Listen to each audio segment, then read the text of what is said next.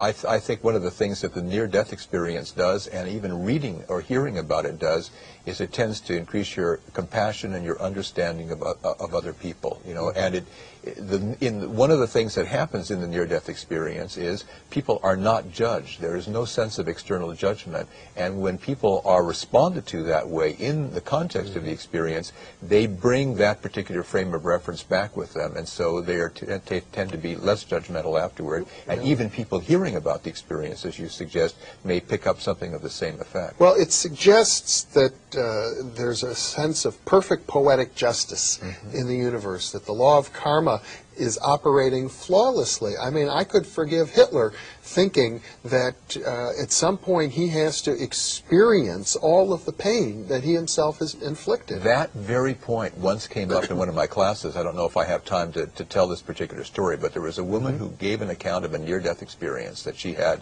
when she was in her 20s. She had a very abused childhood and was incested and so forth.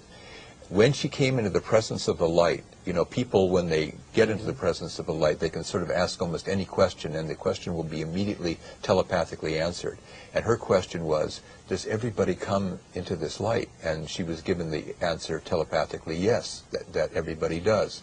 Then she said, even my father, who had done these terrible things, you know, even Hitler, and the answer was always yes. When it came time for questions from my students and myself, somebody said, how can you say that Hitler, you know, this paragon of moral evil and so forth, could actually have this particular experience of coming into the light? And she said, you have to understand there's a price. First you have to look at your life. So just as you say, can you imagine what the life review of Hitler would have been like to have gone through? Because one of the things that people say about the near-death experience in regard to the life review is that you become aware of the consequences of your actions, whether you intended them or not, and even whether you are aware of the repercussions or not. So, I mean, if you think of all the ramifications of Hitler's decisions about how things were going to be done prior to and during World War II, not just with the Jews, but with all the atrocities. You know, that man died over 50 years ago. You wonder whether his life review is over yet. Well, perfect justice. It seems as if the life review takes place outside of our normal space and time. It does. Because it might take forever. Yes. Yeah, I'm saying, I'm not really meaning literally that his life review is not over yet, but because people say in the near-death experience, and when they have the life review, that they are outside of time, and yet they can process all this information.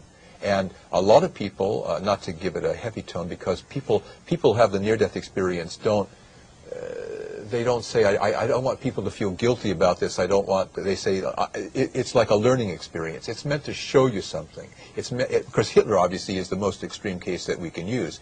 In the normal case, what people say about the near-death experience and what they learn from the life review is, it shows them something. It teaches them something. It is a teaching. It's not something that's meant as a punishment or to scare people. And none of my remarks should imply that. It's meant to wake people up so that they simply become aware of the consequences of their actions before committing those actions, knowing that they themselves are going to have to be the recipients of them. It's as if there's only one person in the universe, and it's us.